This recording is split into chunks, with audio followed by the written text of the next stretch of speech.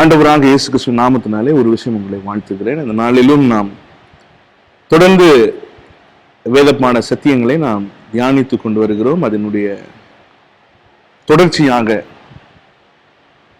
இந்த நாளிலே நாம் சத்தியங்களை நாம் அறிந்து கொள்ள போகிறோம்.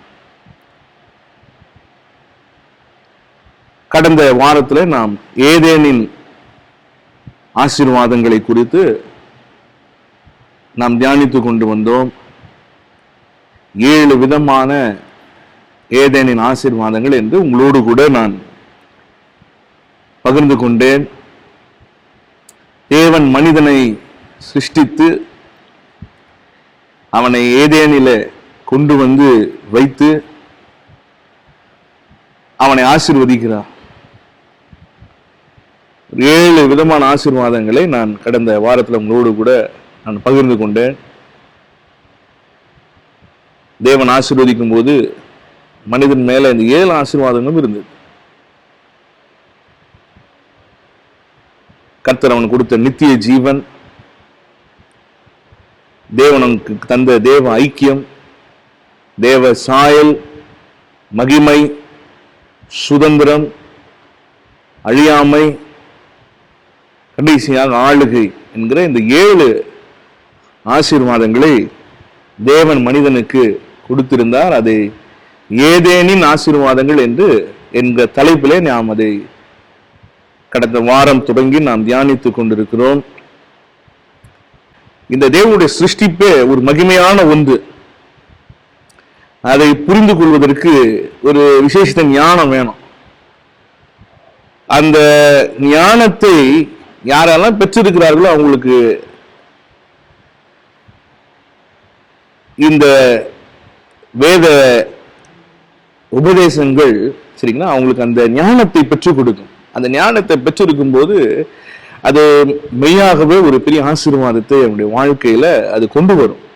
சரிங்களா, அதுதான் நம்ம இப்ப புரிஞ்சுக்கணும்.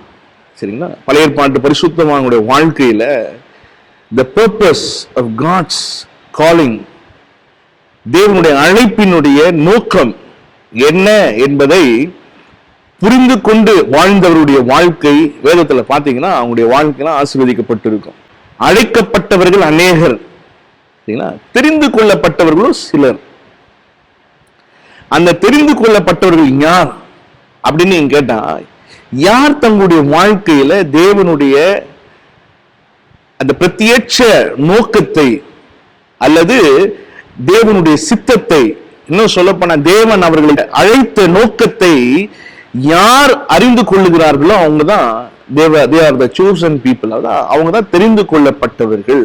இதுதான் நம்ம வேதத்துல நாம புரிந்து கொள்ள வேண்டிய சத்தியம் இதுதான். சரிங்களா, தேவன் என்னை எதற்காக அழைத்தார், தேவன் என்னை அழைத்த நோக்கம் என்ன என்பதை நான் அறிந்து உணர்ந்து அந்த அழைப்பை நான் என் வாழ்க்கையில நான் அறிந்து கொள்ள சரிங்களா சில ஆராய்ச்சி பண்ணணும்.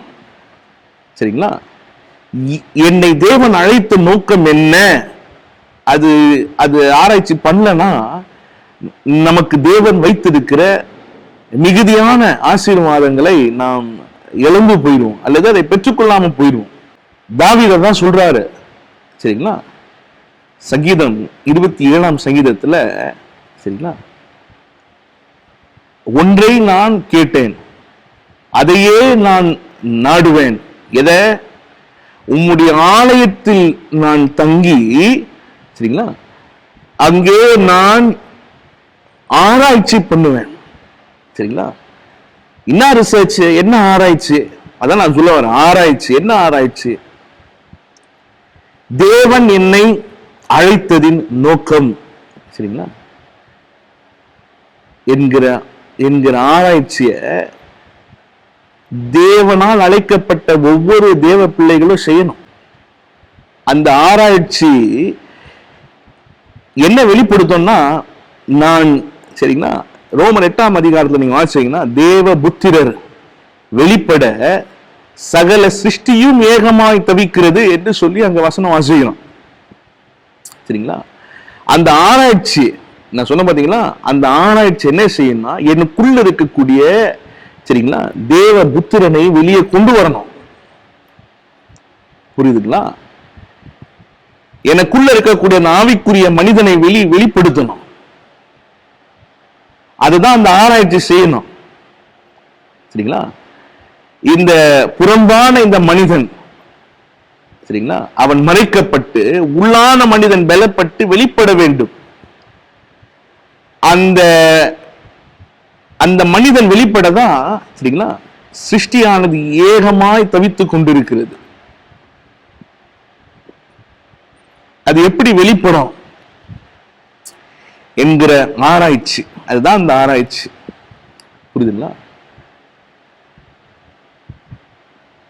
அததான் ஆண்டவராக இயேசு கிறிஸ்து இந்த பூமியில வந்தபோது அவர் வெளிப்படுத்தினார். சரிங்களா? வெளிப்படுத்தினார். சீஷர்களை பார்த்து கேள்வி கேட்கிறார். ஏப்பா எல்லாரும் என்ன ஒவ்வொரு பேரை சொல்லி கூப்பிடுறாங்க, சரிங்களா, என்ன எலியான்றாங்க, எரேமியான்றாங்க, யோவான் ஸ்நானகன் மரித்து போனான், திரும்ப உயிரோட வந்துட்டான், இவரும் அப்படிப்பட்டவர் என்று பலரும் என்னை பற்றி பலவிதமான காரியங்களை சொல்ல, நீங்கள் என்னை குறித்து என்ன சொல்லுகிறீர்கள்?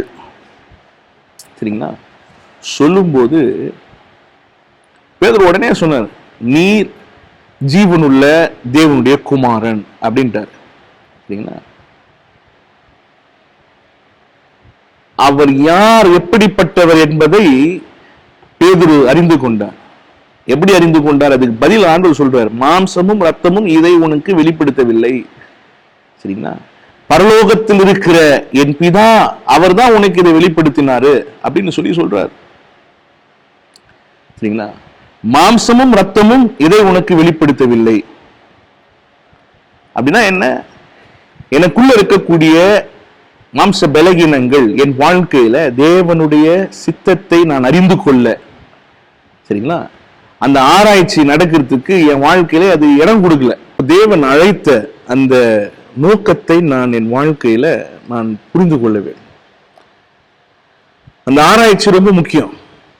சரிங்களா?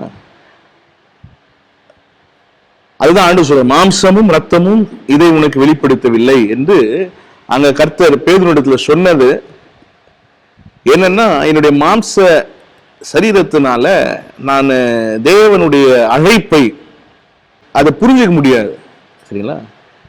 I need a spiritual discernment. எனக்கு ஒரு ஆவிக்குரிய ஒரு தெளிவு எனக்கு தேவை. சரிங்களா? அந்த ஆவிக்குரிய தெளிவு தேவை. அது ரொம்ப முக்கியம். அது புரியுதுங்களா? ஏன்னா அந்த அந்த தெளிவு இல்லைன்னு சொன்னா நாம இந்த அழைப்புக்குள்ள நாம அந்த கணக்குக்குள்ள வர முடியாது. சரிங்களா? தேவனுடைய அழைப்பு எல்லாமே சில நம்பர்ஸ் இருக்குது, சில நியூமரிக்கல் கால்குலேஷன்ஸ் இருக்குது. சரிங்களா? போக போக அதெல்லாம் நான் உங்களுக்கு அதெல்லாம் சொல்லிக் கொடுப்பேன். வேதத்தினுடைய அந்த எண்கள், நம்பர்ஸ், பைபிளிக்கல் கால்குலேஷன்ஸ். சரிங்களா? சில கணக்கு இருக்குது. சரிங்களா? வெளிப்படுத்தின விஷயம் 144,000 அதுல ஒண்ணு கூடவும் இல்லை, ஒண்ணு குறையவும் இல்லை. சரிங்களா? அந்த பைபிளிக்கல் கால்குலேஷன், அந்த தேவனுடைய கணக்கு, எண்ணிக்கை, அதுக்குள்ள வரணும்னா நாம இந்த ஆராய்ச்சி எல்லாம் பண்ணி ஆகணுங்க. சரிங்களா? அதெல்லாம் இன்னைக்கு நம்ம எதுவுமே செய்யறதில்லை. சரிங்களா? ஏதோ ஒரு கிறிஸ்தவ வாழ்க்கைன்னு வாழ்ந்துட்டு போறோம். ஞாயிற்றுக்கிழமை வரோம், பிரசங்கத்தை கேட்கிறோம், அதோட முடிச்சிடுறோம். சரிங்களா? நமக்கு தேவனுடைய காரியங்கள் பாருங்க தெரியும். உங்களுக்கு ஒரு விஷயம் தெளிவுபடுத்த விரும்புறேன். சரிங்களா? இந்த உலகத்தோடு நம்முடைய மாம்சத்துக்குரிய காரியங்கள் எல்லாமே முடிஞ்சிருது. சரிங்களா? இதுக்கு பின்பு நாம் வாழப்போகிற வாழ்க்கை நித்திய வாழ்க்கையில தான், சரிங்களா, நாம் அநேக தேவனுடைய ஆசீர்வாதங்களை நாம அனுபவிக்க போகிறோம். சரிங்களா? அந்த ஆசீர்வாதங்களை நான் அனுபவிக்க என்ன செய்யணும்னா, நான் இந்த ரட்சிப்பின் பூரணத்தை நான் பெற்றுக்கொள்ள வேண்டும். அந்த நிறைவை நான் பெற்றுக்கொள்ளணும். சரிங்களா? அப்போ அந்த நிறைவை நான் பெற்றுக்கொள்ள வேண்டுமானால் I have to do some research. சில ஆராய்ச்சியை நான் செய்யணும். சரிங்களா? ஆராய்ச்சி செய்யணும். ஒன்று, தேவன் என்னை அழைத்ததின் நோக்கம் என்ன? சரிங்களா? ரொம்ப முக்கியமான ஆராய்ச்சிங்க அது. கிறிஸ்தவன் நான் பிறந்துட்டேன்னு கிடையாது. சரிங்களா? நான் ஒரு கிறிஸ்தவ குடும்பத்தில் பிறந்திருக்கிறேன், அதனால நான் கிறிஸ்தவங்க இல்லைங்க. சரிங்களா? Everybody has a personal call in their life. எல்லாருக்கும் தேவனுடைய ஒரு தனிப்பட்ட அழைப்பு ஒன்று இருக்கிறது. சரிங்களா? அதை நல்லா புரிஞ்சுக்கணும். அதுதான் ஆண்டவர் இயேசு சொல்றார், என் பிதா ஒருவனை இழுத்துக் கொள்ளாவிட்டால் அவன் என்னிடத்தில் வர முடியாது. சரிங்களா? நீங்க வந்திருக்கிறீங்கன்னா உங்க மேல தேவன் ஒரு நோக்கத்தை வைத்திருக்கிறார். அந்த நோக்கத்தை நீங்கள் ஆராய்ந்து அறிந்து கொள்ள வேண்டும். என்னை குறித்து தேவன் வைத்திருக்கிற நோக்கம் என்ன? அப்பதாங்க நம்ம ஆசீர்வாதத்தின் பூரணத்தை நாம பெற்றுக்கொள்ள முடியும். சரிங்களா? இத வந்து ஆதாம் புரிந்து கொள்ளல, அறிந்து கொள்ளல. சரிங்களா? அந்த காட்ஸ் பர்பஸ், டிவைன் பர்பஸ அவன் புரிந்து கொள்ளாததுனால அவன் ஒளிந்து கொண்டான். சரிங்களா? புரிந்து கொள்ளாததுனால அவன் ஒளிந்து கொண்டான். இன்னைக்கு நிறைய பேரு ஒன்றின் பின் ஒளிந்து கொண்டு இருக்கணும். சரிங்களா? தேவனுடைய அழைப்பின் சத்தம் கேட்குது, ஆனா நாம ஏதோ ஒன்றுக்கு பின்ன ஒளிந்து கொண்டு இருக்கிறோம். அது என்னன்னு நமக்கு தான் தெரியணும். ஆனா இதே வம்சத்துல வந்த திருமண, நான் போன வாரம் சொன்னது போல ஏனோக்கு, சரிங்களா, தேவன் அழைத்த போது நோக்கத்தை அறிந்து நேரா போயிட்டாங்க பின்னாடி. புரியுதுங்களா? 300 வருஷம் தேவனோடு சஞ்சரித்தான். 300 வருஷம், ஒரு நாள் 2 நாள் இல்ல, 300 years. அந்த சஞ்சரிப்பு அவனை தேவனுடைய சமூகத்துல கொண்டு போய் சேர்த்துருச்சு. சரிங்களா? அப்படிதானே வாசிக்கிற எபிரேயர் 11ஆம் அதிகாரத்துல, அவன் மரணத்தை காணாமல் எடுத்துக் கொள்ளப்பட்டான், அவன் தேவனுக்கு பிரியமானவன் என்று சாட்சி பெற்றான். புரியுதுங்களா? ஆதாம் அதை புரிந்து கொள்ளல. சரிங்களா? ஆனா ஏனோக்கு அதை அறிந்து கொண்டான். சரிங்களா? பிள்ளைக்கு பேரு வைக்கிறான், மெத்தூசேலா அப்படின்னு பேர் வைக்கிறான். சரிங்களா? எத்தனை வருஷம் வாழ்ந்தா தெரியுங்களா? மெத்தூசேலா 969 வருஷம் வாழ்ந்தார். நிறைய பேர் அதிகமா வாழ்ந்த நபர் மெத்தூசேலா அப்படின்னு சொல்லி நம்ம நினைப்போம் இல்லையா? சரிங்களா? அந்த 969 வருஷம் எதை குறிக்குதுன்னா, தேவன் மனிதன் இடத்துல கிருபையாய் இருந்தார். சரிங்களா? அவன் பிறந்த போது மெத்தூசேலா, ஏனோக்கு பெற்றெடுத்த அவனுடைய மகன் மெத்தூசேலா பிறந்த போது தேவன் ஏனோக்கு வெளிப்படுத்துறாரு. என்ன வெளிப்படுத்துறாரு? இவன் மரிக்கும் போது பூமியை நான் நியாயம் தீர்ப்பேன் என்பதை வெளிப்படுத்துகிறார். சரிங்களா? மெத்தூசேலா மரிக்கும் போது இந்த பூமி நியாயம் தீர்க்கப்படும்.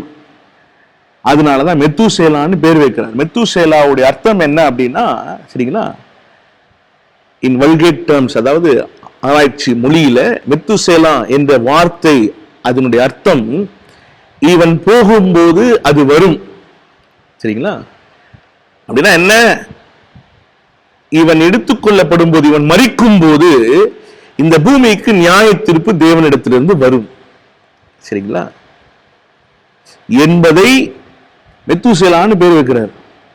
மெத்தூசேலா பிறந்தப்போ 969 வருஷம், சரிங்களா, தேவன் மனிதனுக்காக பொறுமையாய் காத்திருந்தார் என்பதுதான் மெத்தூசேலாவுடைய வாழ்நாள் கணக்கே தவிர அவன் 969 வருஷம் வாழ்ந்தான்னு சொல்றதுக்கு இல்லை. சரிங்களா? 969 வருஷம் மெத்தூசேலா, சரிங்களா, அவன் உயிரோடு இருந்தான். சரிங்களா? என்பது தேவன் மனிதன் மேல் கொண்ட கிருபையை காண்பிக்கிறது. கடந்த வாரத்துல உங்களோடு கூட நான் பேசும்போது ஏதேனுடைய ஆசீர்வாதங்கள் என்று அதுல முதல் 2 ஆசீர்வாதங்களை உங்களோடு கூட பேசுறேன். ஒன்று நித்திய ஜீவன், அடுத்து தேவ ஐக்கியம் என்று மூன்றாவதாக, சரிங்களா, தேவ சாயல். இந்த தேவ சாயல் இருக்குதே, இது தேவன் மனிதனுக்கு கொடுத்த ஒரு மிக மென்மையான ஆசீர்வாதம். சரிங்களா? அவர் எப்படி இருக்கிறாரோ அப்படியே மனிதனை சிருஷ்டித்தார். சரிங்களா? ஒன்று கூடவும் இல்லை, ஒன்று குறையவும் இல்லை. சரிங்களா? அவர் இருக்கிற வண்ணமாய் அவர் நம்மை சிருஷ்டித்திருக்கிறார். சரிங்களா? திரும்பவும் நாம் அவரை தரிசிக்கும் போது வேத வசனம் சொல்லு, அவர் இருக்கிற வண்ணமாய் நாம் அவரை தரிசிப்போம் அப்படின்னு சொல்லி. சரிங்களா? மனிதனுடைய துவக்கமும் முடிவும் என்பது, சரிங்களா, அவர் இருக்கிற வண்ணமாய். தேவன் மனிதனுக்கு கொடுத்த சாயல் ஒரு நோக்கம் புரிஞ்சுக்கணும். நோக்கம் என்னன்னா, தன்னுடைய சாயலாய் சிருஷ்டிக்கப்பட்ட மனிதனோடு தான் தேவன் பேச முடியும், ஐக்கியப்பட முடியும். சரிங்களா?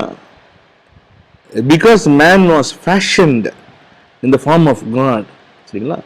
தேவனுடைய சாயலாய் மனிதன் உருவாக்கப்பட்டதினால, சரிங்களா, மனிதன் தேவனுக்கு இணையாய் அவன் சிருஷ்டிக்கப்பட்டதினால, சரிங்களா, தேவன் அது நோக்கம் என்னன்னா, தேவன் அவனோடு கூட தான் ஐக்கியப்பட முடியும். சரிங்களா? இதுதான் தேவனுடைய மனதிலே இருந்த ஒரு மேன்மையான ஒரு திட்டம், எண்ணம். சரிங்களா? இப்போ தம்முடைய சாயலாக மனிதனை சிருஷ்டித்து மனிதனோடு தாம் ஐக்கியப்பட வேண்டும் என்று சொல்லி விரும்பினார். சரிங்களா? தினமும் ஏதேன் தோட்டத்துல தேவனுடைய சத்தத்தை, உலாவுகிற சத்தத்தை ஆதாம் கேட்டு தேவனிடத்துல போய் தேவனோடு கூட பேசி உறவாடினவன். சரிங்களா? இந்த ஐக்கியத்தை ஆண்டவர் விரும்பினார். அதனாலதான் மனிதனை தம்முடைய சாயல்ல சிருஷ்டித்தார். சரிங்களா? God wanted this fellowship. சரிங்களா? இன்றைக்கும் அந்த ஐக்கியத்தை தான் நம்ம கிட்ட எதிர்பார்க்கிறார். நான் அவரோடு கூட நான் பேசணும், அவரோடு நான் நெருங்கி ஜீவிக்க வேண்டும். சரிங்களா? அவரோடு நான் ஐக்கியப்பட வேண்டும் என்று சொல்லி விரும்புகிறார். ஒரு தகப்பனின் உள்ளம் படைத்த தேவன் நம்முடைய தேவன். சரிங்களா? அதுக்காக தான் ஒரு சாயலை கொடுத்தார். சரிங்களா? அவரோடு நான் உறவாட வேண்டும், அவரோடு நான் பேச வேண்டும், அவரோடு நான் நடக்க வேண்டும். சரிங்களா?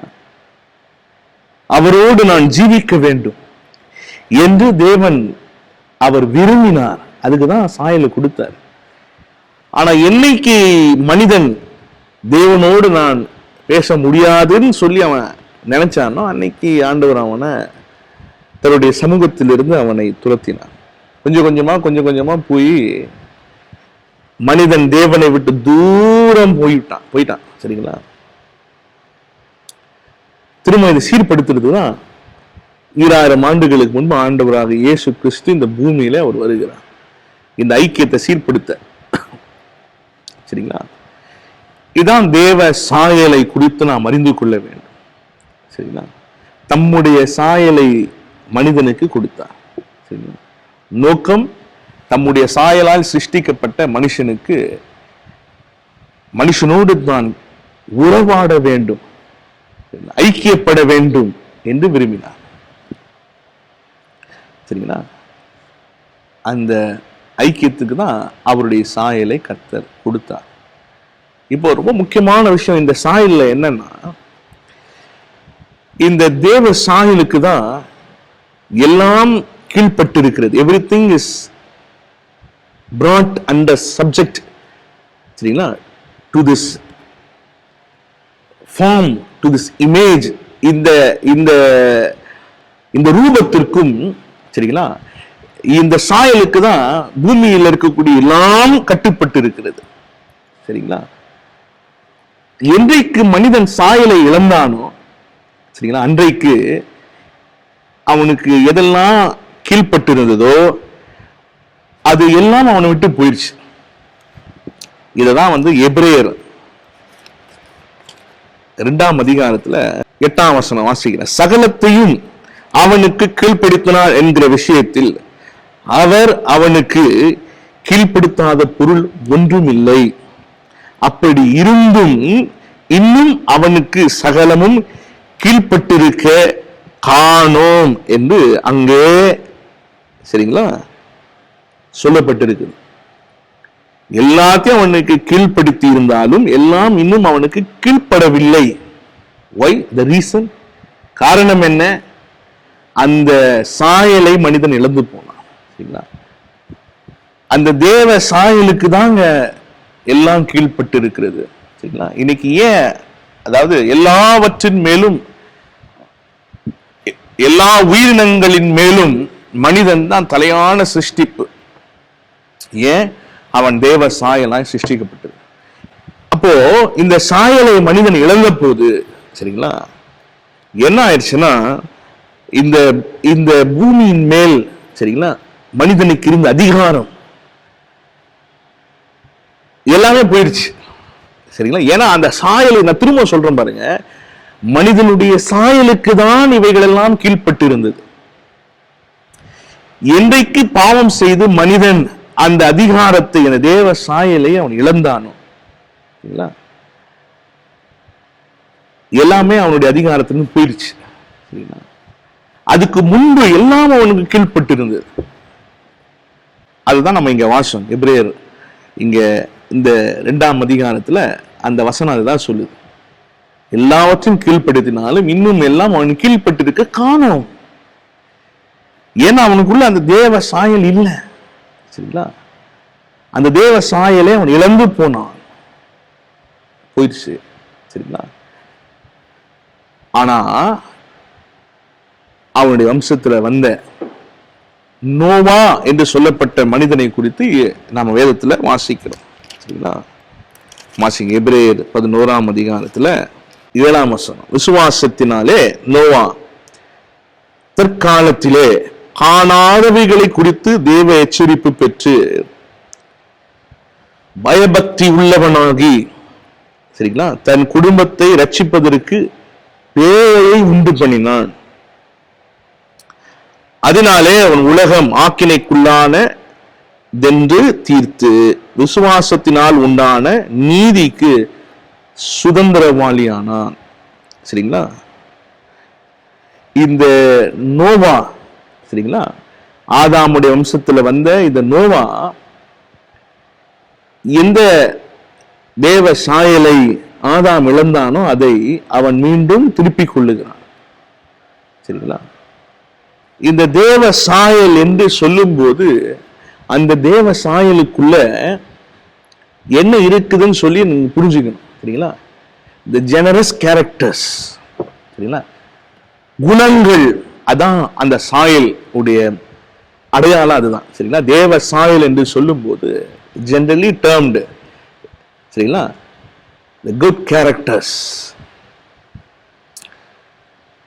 நல்ல குணங்கள், நல்ல குணாசீலங்கள், அதுதான் அந்த தேவ சாயலை வெளிப்படுத்துகிறது. சரிங்களா? நீங்கள் தேவனை பார்க்கும்போது எதை பார்க்கிறோம்? அதுல அவருடைய தெய்வீக சுபாவங்களை பார்க்கிறோம், தெய்வீக குணங்களை பார்க்கிறோம். சரிங்களா? அந்த சாயல் என்பது குணங்களை குறிக்கிறது. குணங்கள், சரிங்களா, குணங்களை குறிக்கிறது.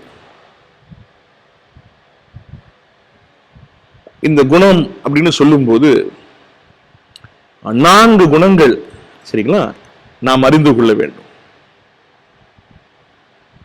1, சரிங்களா, பிசாசின் குணம். 2வது மிருக குணம். 3வது மனுஷ குணம். 4வது தேவகுணம். சரிங்களா? தேவனுடைய குணம். இந்த 4 குணங்கள் இருக்கு. முதலாவது பிசாசின் குணம். பிசாசின் குணம் என்ன தெரியுங்களா? நன்மைக்கு அவன் தீமை செய்வான். சரிங்களா? அதான் பிசாசு குணம். சரிங்களா? நன்மைக்கு தீமை செய்வது பிசாசின் குணம். மிருக குணம் என்பது தீமைக்கு தீமை செய்யும், அதான் மிருக குணம். சரிங்களா? அடிச்சா அடிக்கும். சரிங்களா? நீ அவருடைய குதிங்காலை நசுக்குவாய், அவர் உன் தலையை நசுக்குவார். சரிங்களா? தீமைக்கு தீமை செய்யும் அது. சரிங்களா? மனுஷ குணம் என்பது நன்மைக்கு அவன் நன்மை செய்வான், நல்லது செஞ்சா நல்லது செய்வான். சரிங்களா? 1000 ரூபாய் கொடுத்தா மொய் திரும்ப 1000 ரூபாய் அவன் கொடுப்பான். மனுஷ குணம். தேவனுடைய குணம் இருக்குது பார்த்தீங்களா? இது தீமை செய்தாலும் அவர் நன்மை மட்டும்தான் செய்வார். ஏன்னா அவருக்கு தீமை செய்ய தெரியாது. அந்த எக்ஸில பிசாசுக்கு நன்மை செய்ய தெரியாது. அவன் தீமை தான் செய்வான். நீங்க நன்மை செய்தாலும் அவன் தீமை தான் செய்வான். சரிங்களா? தேவனுடைய குணம் என்பது நீங்கள் தீமை செய்தாலும் பிதாவே இவர்களை மன்னியும், நாங்கள் செய்கிறது இன்னதென்று அவர்கள் அறியாதிருக்கிறார்கள். இன்னமும் போய் ஆண்டவருடைய பிதாவின் வலது பாசத்தில் உட்கார்ந்து என்ன செய்யறாரு? உங்களுக்காக எனக்காக பரிந்து பேசிக் கொண்டிருக்கிறார். சரிங்களா? நமக்காக அவர் பரிந்து பேசிக் கொண்டிருக்கிறார். இதுதான் அவர் செய்யறாரு. இந்த 4 குணங்களை பத்தி சொன்ன. இந்த 4 குணங்களும் ஏதோ ஒரு மிருகத்துல இல்ல, பிசாசுக்குள்ள இல்ல. சரிங்களா? மனிதனுக்குள் இருக்கக்கூடிய இந்த 4 விதமான குணங்கள். சரிங்களா? பைபிள்ல வசனம், மிருக குணம் உள்ள மனிதன் இதை உணரான், சங்கீதக்காரன் சொல்லுகிறான். சரிங்களா? மனுஷனுக்குள்ள இருக்குதான் இந்த 4 குணத்தையும் இப்ப நான் அதை உங்களுக்கு தெளிவுபடுத்த சொல்றேன். சரிங்களா? ஒரு மனிதன் நன்மை செய்தாலும் அவன் தீமை செய்கிறான்னு சொன்னா அவனுக்குள்ள பிசாசின் குணம் இருக்குது. சரிங்களா? தீமைக்கு தீமை செய்யறான், அடிச்சு நான் திரும்பி அவனை அடிக்கணும்டா. அவனை எப்படி என்ன பார்த்து கேட்டுட்டான், நான் திரும்ப அவனை கேட்காம விட மாட்டேன் என்பது மிருக குணம். சரிங்களா? ஏதோ செஞ்சிருக்கிறான்பா, அவனுக்கு திரும்ப செய்யணும் என்பது மனுஷ குணம். சரிங்களா? என்னதான் தீமை செய்தாலும் சரிங்களா, பிறருக்கு நன்மை செய்யணும்னு நினைக்கிறான் பார்த்தீங்களா, அவனுக்குள் தெய்வீக குணம் இருக்கிறது. சரிங்களா? இந்த குணங்கள் தான் சாயல் என்று சொல்லி நாம் பார்க்கிறோம். சரிங்களா? தேவ சாயல் என்று நாம் கற்றுக்கொள்வது இந்த கேரக்டர்ஸ். சரிங்களா?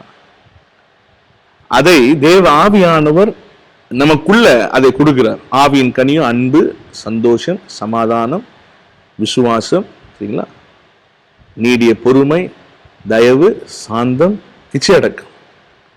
இப்படிப்பட்ட குணங்களுக்கு இணையான வேற நியாயத்திற்கு வேற பிரமாணமே இல்லை.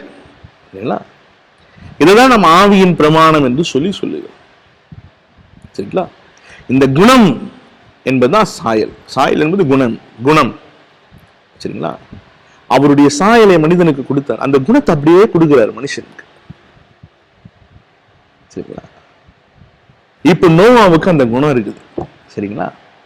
உலகமே சுற்றி பாவம் பெருகி இருக்குதுங்க. சரிங்களா?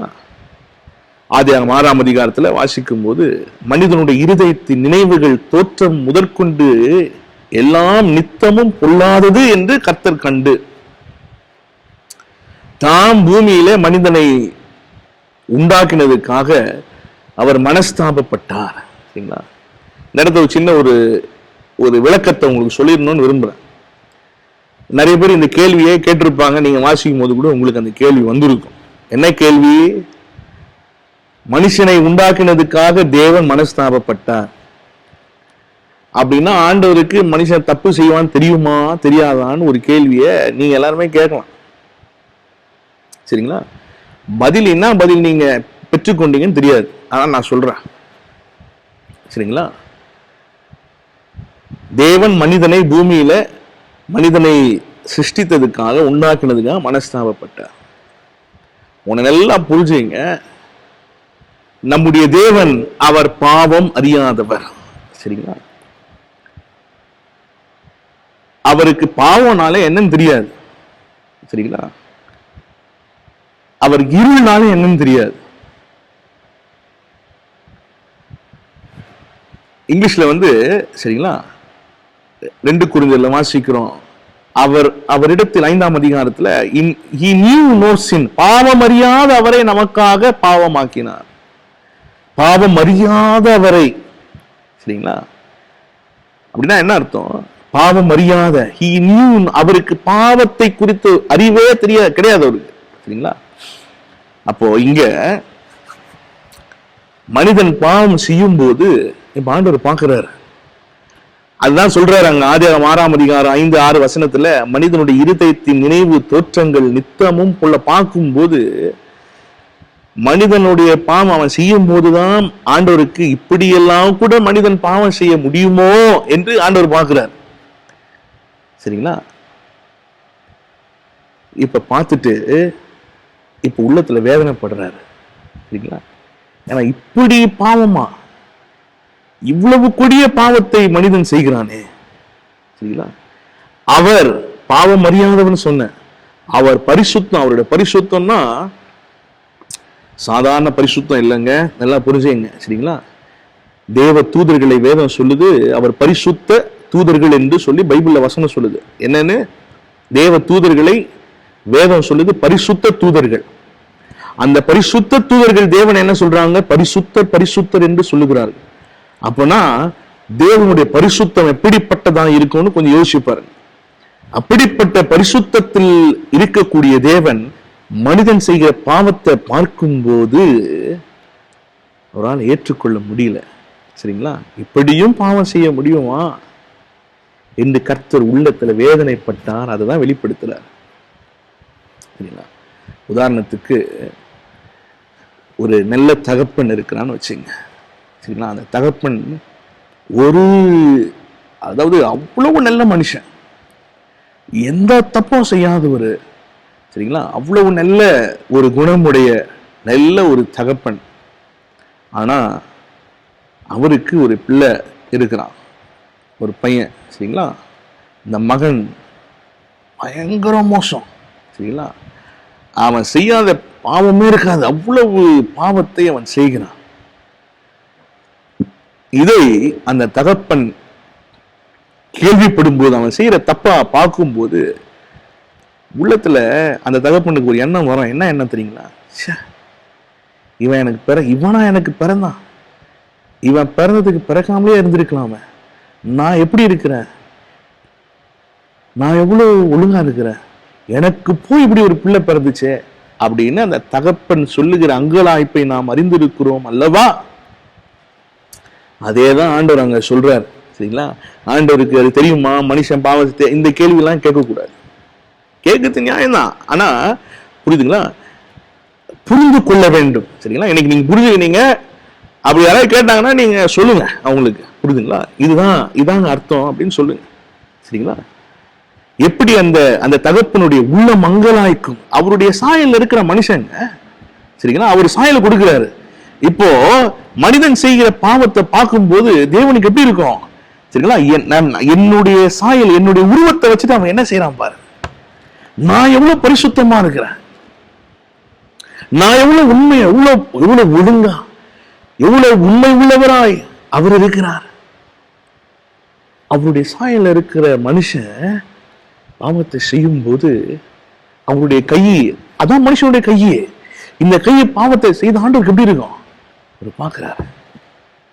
இந்த கண், அதனாலதான் யோபு சொல்றார், தேவனோடு கூட என் கண்களை உடன்படிக்கை பண்ணினா ஒரு கன்னிகையின் மேல் எண்ணமாய் இருப்பது எப்படி, நினைவாய் இருப்பது எப்படி? புரியுதுங்களா? God sees himself in man's fashion. சரிங்களா? அதனாலதான் வேற வழி இல்லாம பாவ அடிமை சாயல் எடுத்து அவர் வராரு பூமியில. சரிங்களா? அடிமையின் ரூபம் எடுத்து, எங்க பிலிப்பியர் 2 இதெல்லாம் உங்களுக்கு வரும்போது சொல்லி கொடுப்போம். ரோமர்ல 8 பாவ மாம்ச சாயலாக அவர் வந்தார். சரிங்களா? அப்போ அப்படிப்பட்ட ஒரு காலகட்டத்துல நோவா வாழ்ந்து கொண்டிருந்தான். இங்க நோவா, சரிங்களா, அந்த காலத்தில் இருக்கிற ஜனங்கள்ல நோவா தேவனுடைய பார்வைக்கு உத்தமனாயிருந்தான் என்று சொல்லி வசனம் சொல்லு. உத்தமனாயிருந்தான். சரிங்களா? உத்தமனாயிருந்தான் அப்படின்னா அவ்வளவு நல்ல நடக்கை, அந்த அந்த குணங்கள் அவனுக்குள்ள இருந்துச்சு. சரிங்களா? அதை இப்ப நம்ம பார்க்க போறோம். சரிங்களா? அதான் பார்க்க போறோம். குணங்கள். நோவாவை பத்தி நாம ஒரு சின்ன ஹிண்ட் இப்ப பார்ப்போம். எபேசியர் 4ஆம் அதிகாரத்துக்கு திருப்பிக்கிட்டீங்களா? எபேசியர் 4ஆம் அதிகாரத்துல இருந்து சில வசனங்கள் இருக்குது. சரிங்களா? இதுதான் நோவாவின் குடும்பத்தாருடைய குணசீலங்களாக நாம பார்க்க போறோம். சரிங்களா? யார் யார் இருந்தா நோவாவோட குடும்பத்துல? நோவாவுடைய மனைவி, நோவாவுடைய 3 பிள்ளைகள், ஷேம், காம், யாப்பேத், 3 பிள்ளைகள், அவங்க 3 பிள்ளைகளுடைய மனைவிமார்கள், ஆக மொத்தம் 8 பேர். இதைதான் பேதுரு சொல்லும் போது நிருபத்துல சொல்றாரு, சிலர் 8 பேர் மாத்திரம் உயிரோடு காக்கப்பட்டார்கள். சரிங்களா? 480வது வயதுல அங்க நோவாவுக்கு ஆண்டவர் வந்து எச்சரிப்பை கொடுக்கிறார். 120 வருஷம் காலம் கொடுக்குறேன் மனுஷனுக்கு. சரிங்களா? அவன் பூமியில வாழப்போகிற நாட்கள் 120 வருஷம். அங்க சொல்லப்பட்ட ஆதியாகமம் 6ஆம் அதிகாரத்தில் சொல்லப்பட்டிருக்கிற 120 என்பது மனுஷனுடைய வாழ்நாள் அல்ல. அங்க ஆண்டவர் வந்து பூமி அழிப்பதற்கு முன்பு தேவன் கொடுக்கிற கால அவகாசம். சரிங்களா? when Noah was 480 years, 480வது வயதுல தேவ எச்சரிப்பை நோவா பெற்றுக்கொள்கிறான். என்ன? ஆண்டவர் சொன்ன இந்த பூமியை ஜலத்தினால் அழிக்க போறேன். சரிங்களா? மழை வரும், இந்த பூமி அழிய போகுது, பூமியின் ஊற்றுக்கண்ணெல்லாம் திறக்கப்பட போகுது, நான் இந்த ஜனங்களை நான் நிக்கரம் பண்ணுவேன். I'm going to vanquish this people. நிக்கரம் பண்ணி போட போகிறேன் என்று சொல்லி கர்த்தர் நோவாவோடு சொல்லுகிறார். இதை ரொம்ப புரிஞ்சுக்க வேண்டிய விஷயம் என்னன்னா, எபிரேயர் 11ஆம் அதிகாரத்துல நாம் வாசிக்கும் போது, சரிங்களா, காணாதவைகளை குறித்து தேவ எச்சரிப்பை பெற்று என்று சொல்லி வசனம் சொல்லுது. என்ன அந்த காணாதவை? அந்த நாட்கள்ல பூமியில மழை பெய்தது கிடையாது. சரிங்களா? இந்த பூமியை மூடு பனி எழும்பி பூமியை நினைக்கும். சரிங்களா? பூமிக்குரிய நீர் ஆதாரங்கள் பாத்தீங்கன்னா ஆறுகள், ரிவர்ஸ். சரிங்களா? ஆறுகள், குளங்கள், இதுதான் நீர் ஆதாரம். சரிங்களா? ஆறுகள் தான் நீர் ஆதாரமா இருந்துச்சு. மூடு பனி எழும்பி பூமியை நினைக்கும். மழை, சரிங்களா, அதுவரையும் பூமியில பெய்தது இல்லை. இப்ப ஆண்டு சொல்ல மழை பெய்யும்பா, வானத்தின் ஊற்றுக்கண் திறக்கப்பட போது, வானத்தின் மதகுகள் திறக்கப்படும், பூமியின் ஊற்றுக்கண் திறக்கப்படும், மழை வரும், இந்த ஜனங்களை நான் அழிக்க போறேன் என்று சொல்லும் போது தேவ எச்சரிப்பை பெற்று 120 வருஷம் பேழையை உண்டு பண்ணினான். மறுபேச்சு கேட்கல, அது எதுவுமே கேட்கல. சரிங்களா? கேட்டு ஆண்டவர் சொன்ன வார்த்தையின்படி பேழையை அவன் சிருஷ்டித்தான். சரிங்களா? பேழை அவன் சிருஷ்டித்தான். சிலராக 8 பேர், அவன் குடும்பத்தார் மட்டும் 120 வருஷம் பிரசவம் பண்ணியிருக்கிறார். 120 வருஷம், சரிங்களா, வேலையை மட்டும் உண்டாக்கல, போய் ஜனங்களுக்கு சுவிசேஷம் சொல்றான். இந்த பூமி அழிக்க போற ஆண்டவர் ரட்சிப்படை, மனம் திரும்புங்க அப்படின்னு சொல்லி ஒரு ஆத்மா மனம் திரும்பல. சரிங்களா? நீதியை பிரசங்கித்த நோவா கேட்டு மனம் திரும்பது ஒரு ஆள் இல்ல. 120 வருஷம் ஒரு ஆத்மா ரட்சிக்கப்படல. சரிங்களா? அவர்கள், அதாவது பைபிள் வசனம், ஆண்டவராக இயேசுவின் வருகையின் போது இதுதான் நடக்கணும் அப்படின்னு சொல்லி சொல்றாரு. அவர்கள் ஜலம் வந்து வாரி கொண்டு போகும் அளவும் புசித்தும் குடித்தும் பெண் கொண்டும் பெண் கொடுத்தும் அவங்களுடைய அஃபேர்ஸ்ல அவங்க கரெக்டா இருக்கிறாங்க. அவ்வளவுதான். சரிங்களா? ஆண்டவருடைய அறிவை அவர்கள் நிராகரித்தார்கள், ஏற்றுக்கொள்ள அதுக்கு அவங்க ஆயத்தமா இல்லை. இன்னைக்கும் சபை அப்படிதான் இருக்குது. சரிங்களா? தேவனுடைய வருகை என்பது இப்படிதான் இருக்கும். புரியுதுங்களா? ஜனங்கள்லாம் அப்படிதான் இருக்கிறாங்க. சரிங்களா? தேவ எச்சரிப்பை பெற்றும் அவர்கள் மனம் திரும்புகிறது இல்லை, இருக்கிறது போல இருக்கிறோம். ஜலம் வந்து வாரி கொண்டு போகுமான உணராது இருந்தார். அது போலயே மனுஷகுமாரன் வரும் காலத்திலையும் சம்பவிக்கும் என்று சொல்லி ஆண்டவர் இயேசு சொல்லுகிறார். சரி, ரைட். இப்போ இந்த 8 பேர் மாத்திரம் என்று சொல்லும் போது இவங்களுக்குள்ள ஒரு காணப்பட்ட குணங்கள், அதை தான் நம்ம பார்க்க போறோம். சரிங்களா? எபேசியர் 4ஆம் அதிகாரத்துல 2, 3, 4 வசனங்கள். சரிங்களா? மிகுந்த மனத்தாழ்மையும் சாந்தமும் நீடிய பொறுமையும் உடையவர்களாய், சரிங்களா, அன்பினாலே ஒருவரை ஒருவர் தாங்கி சமாதான கட்டினாலே ஆவியின் ஒருமையை காத்துக் கொள்வதற்கு ஜாக்கிரதையாயிருங்கள். சரிங்களா? இந்த 2, 3 வசனங்கள். இப்ப இந்த நோவாவுடைய குடும்பத்தில் இருக்க ஒவ்வொருத்தருக்கும் ஒவ்வொரு குணத்தை நம்ம கொடுக்க போறோம். சரிங்களா? ஒன்று நோவா சரிங்களா, அவனுக்குள் காணப்பட்ட குணம் அன்பு. சரிங்களா? அன்பு. 2ஆம் வசனத்துல அன்பினாலே. சரிங்களா? அன்பினாலே தேவனை அவன் தேடினான், அன்பினாலே தன்னுடைய குடும்பத்தை அவன் கட்டுறான். இதெல்லாம் அன்பினாலே உண்டானது. சரிங்களா? அன்பினாலே தேவ எச்சரிப்பை பெற்று சரிங்களா அதை விசுவாசித்து பேழையை உண்டு பண்ணுகிறான். நோவா சரிங்களா அன்புக்கு அடையாளம். ஒரு குடும்ப தலைவன் சரிங்களா எப்படிப்பட்டவனா இருக்கணும்னா அன்புடையவனாக இருக்க வேண்டும். He should be filled with love. சரிங்களா? குடும்பத்தை சரிங்களா பாருங்க, அன்பினாலே ஒருவரை ஒரு தாங்கி என்று சொல்லப்பட்டது. தாங்குகிறவனாக இருக்க வேண்டும். குடும்பத்தை தாங்கணும். சரிங்களா? மனைவியை நேசிக்கிறவனாக, பிள்ளைகளை நேசிக்கிறவனாக, தேவனை நேசிக்கிறவனாக இருக்கணுங்க. அதுதான் குடும்ப தலைவனுடைய குணம். அதுதான் சரிங்களா அன்பு. 3ஆம் வசனத்துல சமாதான கட்டினாலே என்பது நோவாவின் மனைவியை குறிக்கிறது. சரிங்களா? மனைவியோட குணம் எப்படி இருக்கணும்? சரிங்களா? எல்லாத்தையும் ஒன்றிணைக்கக்கூடியவனாக இருக்கணும். சரிங்களா? குணசாலியான ஸ்திரீயை சரிங்களா கண்டுபிடிப்பவன் யார்? அவருடைய விலை முத்துக்களை பார்க்கலும் சரிங்களா விலை உயர்ந்தது. சரிங்களா? முத்துக்களை பார்க்கிற விலை உயர்ந்தது. சரிங்களா? சமாதானத்தை உண்டு பண்ணுகிறவளாக, குடும்பத்துல சமாதானத்தை உண்டு பண்ணணும். சரிங்களா? புத்தி உள்ள ஸ்திரீ தன் வீட்டை கட்டுகிறார். அதான் சரிங்களா சமாதான கட்டினால். சரிங்களா? மனைவி, தாய் சமாதானத்தை வெளிப்படுத்துகிறவளாக சரிங்களா குடும்பத்தை இணைக்கிறவங்கள, பிரிக்கிறவங்களா இருக்கக்கூடாது. சரிங்களா? கட்டணும், ஒன்று சேர்க்கணும். புரியுதுங்களா? தெய்வீக குணம் என்பது சரிங்களா தேவ சாயல் என்பது சமாதான கட்டினாலே. சரிங்களா? நோவாவுடைய மனைவி சரிங்களா சமாதானத்திற்கு அடையாளம். சரிங்களா? பிள்ளைகள் 3 பேரும் சரிங்களா ஆவியின் 3ஆம் வசனத்துல ஒருமையை காத்துக் கொள்ளுகிறவர்கள்.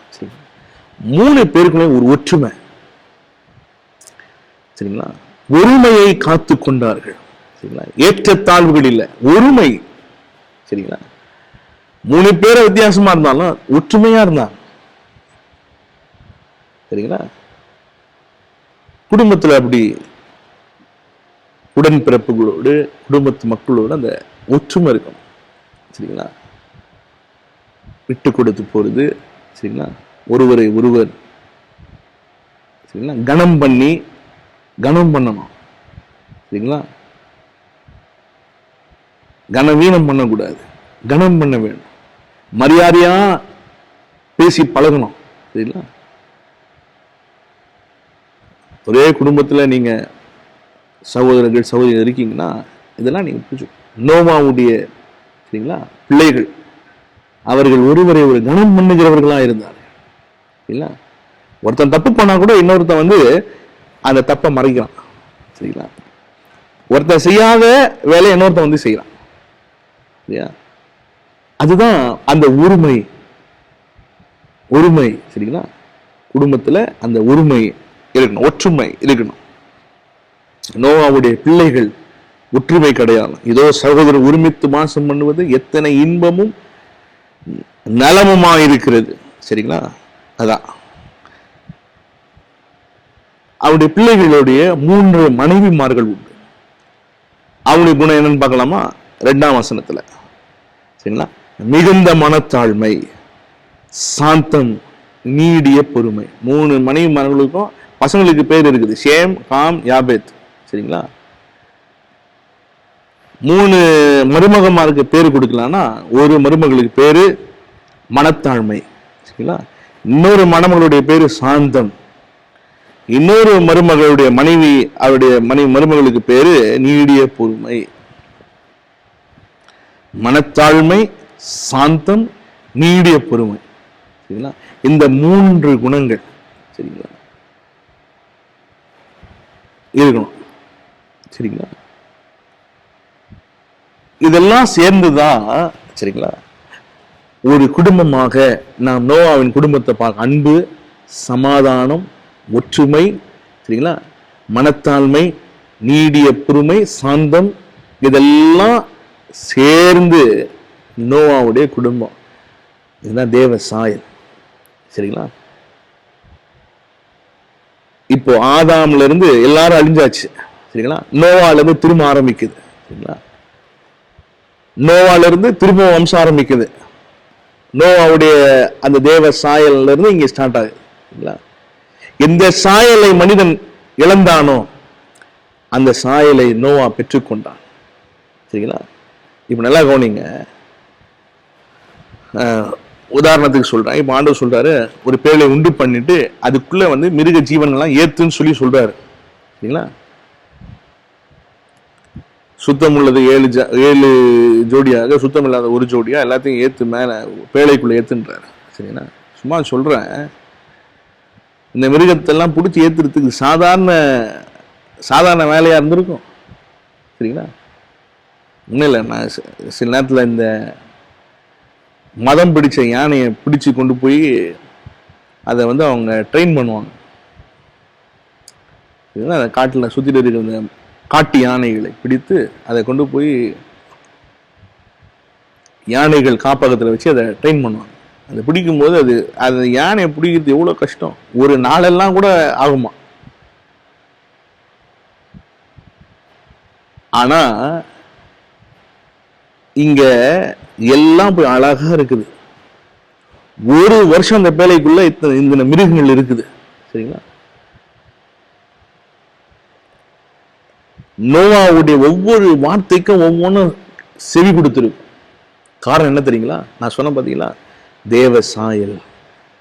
எந்த தேவ சாயலை ஆதாம் இழந்தானோ சரிங்களா அந்த சாயலை நோவா பெற்றுக்கொண்டதுனால ஒரு வருஷம் எல்லாமே அவன் பேச்சை கேக்குது. சரிங்களா?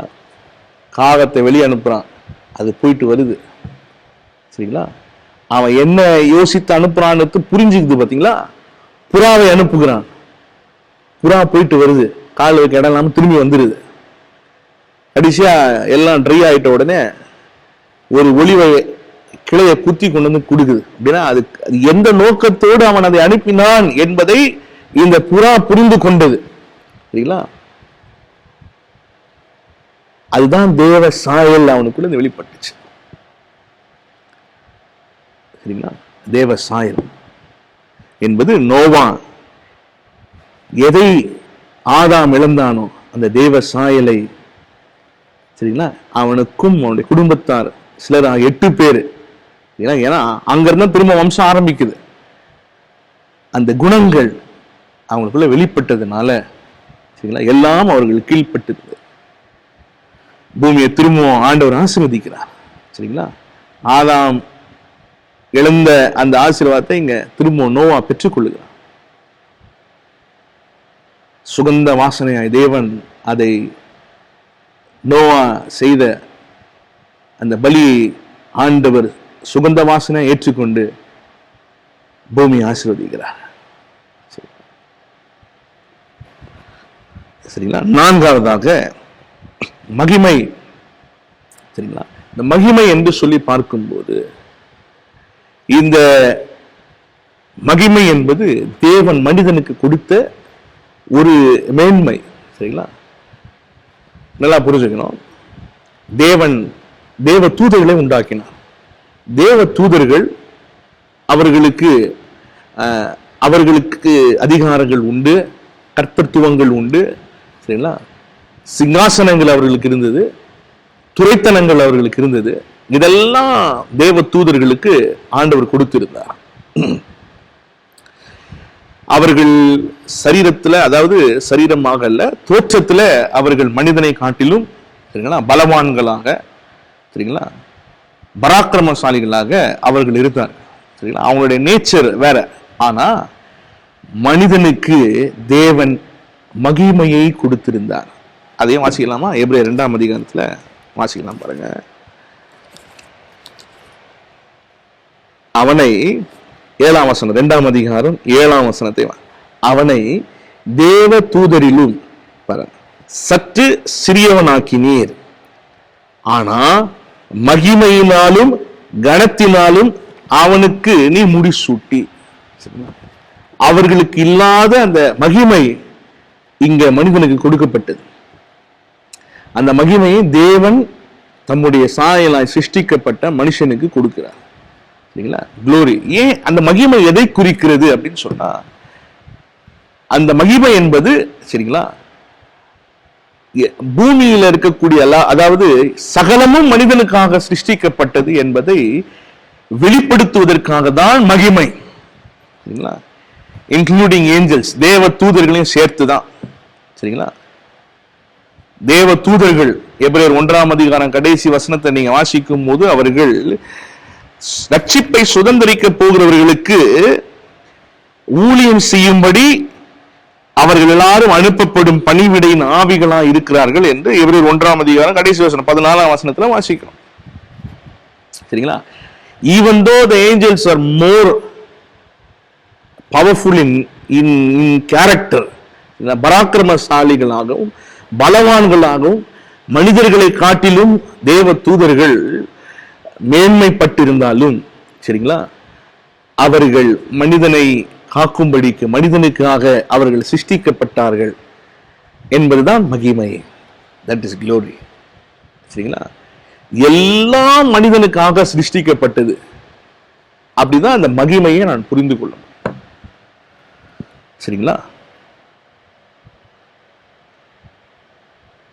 அதுதான் மகிமை. சரிங்களா, இந்த மனிதனை பார்க்கும்படி தேவன் இறங்கி வருகிறார். இந்த மனிதனை ஆசீர்வதிக்கும்படி தேவன் வருகிறார். சரிங்களா, இங்க மனிதன் பாவம் செய்த போது, சரிங்களா, இந்த மகிமையை மனிதன் இழந்து போனான். சரிங்களா, இந்த மகிமை மனிதன் இழந்து போனான். அதை ஆபிரகாம் தன்னுடைய வாழ்க்கையில திருப்பிக் கொள்ளுகிறதாக நாம பார்க்கிறோம். சரிங்களா, எபிரேயர் 11ஆம் அதிகாரத்துல விசுவாச வீரர்களுடைய அடுத்த நபர் யாருன்னு சொல்லி பார்த்தா ஆபிரகாம். சரிங்களா,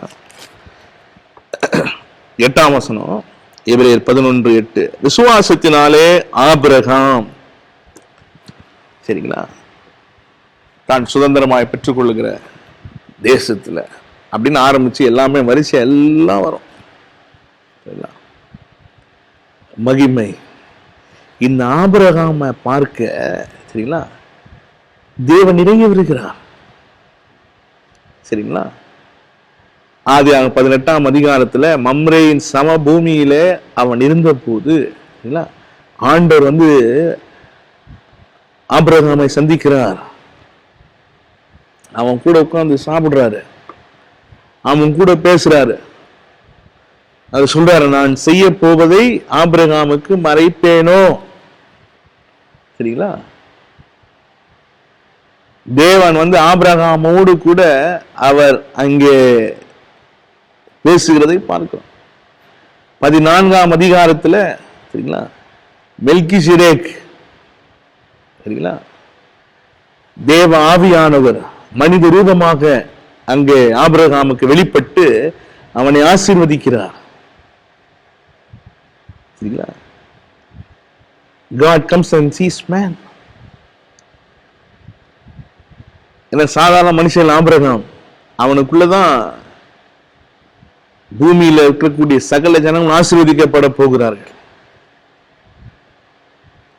அவன் தான் எல்லா மகிமைக்கும் காரணம். விசுவாசிகளின் தகப்பனா இருக்க போகிறான். சரிங்களா, அவனுடைய வம்சத்துல தான் ஆண்டவராக இயேசு வரப்போகிறார். சரிங்களா, ஆபிரகாமின் சந்ததியில அவர் வருகிறார். தெரிந்து கொள்ளப்பட்ட மனுஷன் ஆபிரகாம்.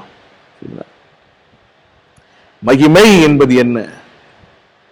என் வாழ்க்கையில தேவன் வெளிப்பட வேண்டும் என்பதுதான் மகிமை. சரிங்களா? What is glory? The glory has to be manifested through the revelation of God in me. என் மூலமாக தேவன் வெளிப்பட வேண்டும் என்பதுதான் மகிமை.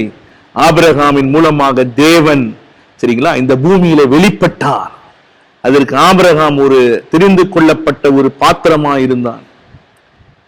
எந்த மகிமையை ஆதாம் இழந்தானோ, சரிங்களா, அந்த மகிமையை ஆபிரகாம் பெற்றுக் கொள்ளுகிறான்.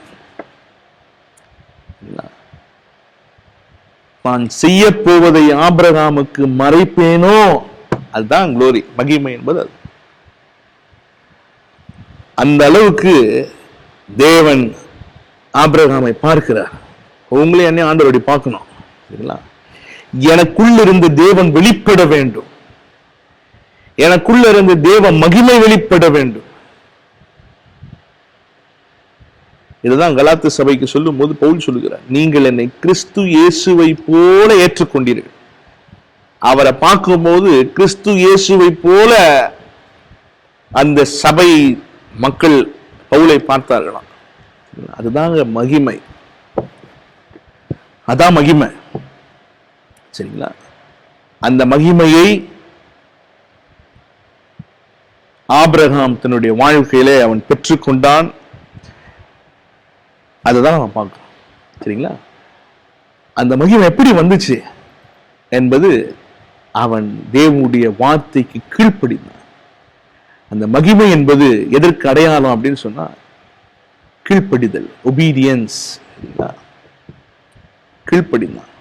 ஆண்டவர் சொன்ன போது அழைக்கிறார், கடந்து போனான். எங்க போக சொன்னாரோ போனான், என்ன செய்ய சொன்னாரோ செய்தான். உன்னுடைய ஒரே பேரான குமாரன் 100 வயசுல பிறக்கிறான். சரிங்களா? கிட்டத்தட்ட அவனுக்கு இப்போ 18-20 வயசு ஆக போகுது. சரிங்களா? ஆண்டவர் இப்ப சொல்றாரு, மோரியா தேசத்துல போய் அங்க நீ அவனுக்கு பலி செலுத்து. மறுபேச்சு பேசாம போய் தேவன் சொன்ன வார்த்தை அப்படியே செய்ய முற்படுகிறான். அந்த கீழ்ப்படிதல் தான் அவன் வாழ்க்கையில தேவ மகிமையை பெற்றுக்கொண்டது. பிலிப்பியர் 2ஆம் அதிகாரத்தில் அதான் பார்க்கிறோம். அவர், சரிங்களா, மரண பரியந்தம், அதாவது சிலுவையின் மரண பரியந்தம் கீழ்ப்படிந்தவராய் தம்மை தாழ்த்தினார். ஆகவே தேவன் அவரை எல்லாவற்றிற்கும் மேலாக உயர்த்தி வானோர், பூதலத்தோர், பூமியின் கீழானோர் எல்லாரும் அறிக்கை செய்யக்கூடிய ஒரு பெரிய நாமத்தை பிதாவாகிய தேவன் குமாரனுக்கு கொடுக்கிறார். சரிங்களா?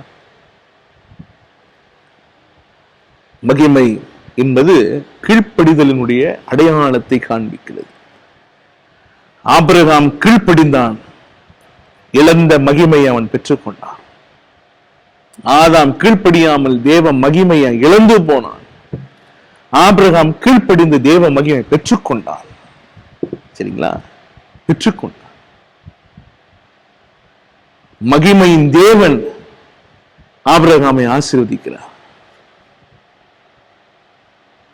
மெல்கிசேதேக் ஆசீர்வாதம். சரிங்களா? வானத்தையும் பூமியும் உடையவராயிருக்கிற தேவனால் நீ ஆசீர்வதிக்கப்பட்டவன் என்று மெல்கிசேதேக் ஆசீர்வதிக்கிறார். சரிங்களா? இந்த மகிமை என்பது இந்த கீழ்ப்படிதலினுடைய அடையாளத்தில் இருக்கிறது. ஆபிரகாம் கீழ்ப்படிந்து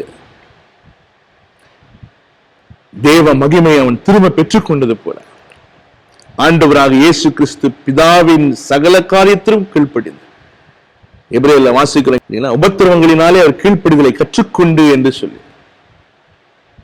அவர் பிதாவாகிய தேவனால் மகிமைப்படுத்தப்பட்டது போல நாமும் அந்த மகிமையை பெற்றுக்கொண்டு, தேவ மகிமையை பெற்றுக்கொண்டு, சரிங்களா, தேவ மகிமை பெற்றுக்கொண்டு ஜீவிக்க வேண்டும். அந்த மகிமை என்பது கீழ்ப்படிதல் அடையாளம். ஆகவே அந்த நாளிலே இந்த ரெண்டு காரியங்களை நாம் வேதத்திலிருந்து நாம் அறிந்து கொண்டோம். கண்களை மூடி நாம் செபிப்போம். நல்ல பிதாவே, இந்த நாளில் நாங்கள் கற்றுக்கொண்ட இந்த வேத பாட சத்தியங்களுக்காக நன்றி செலுத்துகிறோம் ஆண்டவரே. ஏதேனின் 7 ஆசீர்வாதங்கள் என்று இந்த நாட்களிலே நாங்கள் வேத பாட சத்தியமாக இவைகளை நாங்கள் தியானித்துக் கொண்டு வருகிறோம். அதனுடைய தொடர்ச்சியாக இந்த நாளிலே நாங்கள் ஆண்டவரே மகிமை என்றும் தேவ சாயல் என்றும் நாங்கள் கற்றுக்கொண்டதை போல, எந்த தேவ சாயலை மனிதன் இழந்தானோ அதை நோவா தன் வாழ்க்கையில் மீட்டுக் கொண்டான். எந்த மகிமையை ஆதாம் இழந்தானோ அதை ஆபிரகாம் தன் வாழ்க்கையில மீட்டுக் கொண்டதாக நாங்கள் வேதத்துல நாங்கள் தியானித்து வாசித்தோம் ஆண்டவரே. இந்த நாளிலும் இவைகளிலே நாங்கள் நடந்து ஆண்டவரே, எங்களுடைய குடும்பம் ஒரு நோவாவுடைய குடும்பத்திற்கு அடையாளமாக அன்பு, சமாதானம், ஒற்றுமை, மனத்தாழ்மை, சாந்தம், நீடிய பொறுமை என்கிற இந்த குணங்களோடு எங்களுடைய குடும்பம், எங்களுடைய ஜீவியம் காணப்படும். மகிமை என்ற இடத்துல ஆண்டவரே, நீர் எங்கள் வாழ்க்கையில வெளிப்பட நாங்கள் கீழ்ப்படிந்தவர்களாய் ஆண்டவரே எங்களை தாழ்த்தி அர்ப்பணிக்க, மரியாள் இடத்துல உன்னிடத்திலிருந்து பிறப்பது பரிசுத்தம் உள்ளதா இருக்கும் என்று நீர் சொன்னபோது, தேவதூதன் சொன்னபோது மரியாள் கீழ்ப்படிந்து தன்னை ஒப்புக் கொடுத்தது போல நாங்களும் ஆண்டவரே நீர் எங்கள் வாழ்க்கையில வெளிப்பட எங்களை அர்ப்பணித்து ஒப்பு கொடுக்க கர்த்தர் கிருபை செய். இதை கேட்டுக்கொண்டிருக்கிற ஒவ்வொருடைய வாழ்க்கையிலும் கர்த்தர் நீர் இப்படிப்பட்ட நன்மைகளை உங்க வாழ்க்கையில நீர் செய்யும்படியாய் ஜெபிக்கிற உங்க நாமம் மகிமைப்படட்டும். இதை பார்த்து கொண்டிருக்கிற ஒவ்வொருவரும் நாமத்தை ஆசீர்வதித்து ஜெபிக்கிற ஆண்டவரே, இந்த பாடங்கள் ஆண்டவரே எங்களுக்கு ஏதோ ஒரு நாங்கள் கேட்கிறதற்காக மட்டுமல்லாமல் இதன்படி நாங்கள் செயல்பட்டு நாங்கள் ஜீவிக்க வாழ கர்த்தர் எங்களுக்கு கிருபை புரியும்படியாய் ஜெபிக்கும். உங்க நாமம் மகிமைப்படட்டும். ஒவ்வொருவரையும் நீர் ஆசீர்வதியும், தேவைகள் எல்லாம் சந்தியும். துதிகன மகிமெல்லாம் உமக்கு செலுத்துகிறோம். மீட்பர் இயேசுவின் மூலம் ஜெபிக்கிறோம் எங்கள் ஜீவனில் நல்ல பிதாவே, ஆமென். என் ஆத்துமாவே கர்த்தரை ஸ்தோத்திரி, என் முழு உள்ளமே அவருடைய பரிசுத்த நாமத்தை ஸ்தோத்திரி. என் ஆத்துமாவே கர்த்தரை ஸ்தோத்திரி, கர்த்தர் செய்த சகல உபகாரங்களை மறவாதே. ஆமென், ஆமென். God bless you. கர்த்தர் உங்களை ஆசீர்வதிப்பாராக.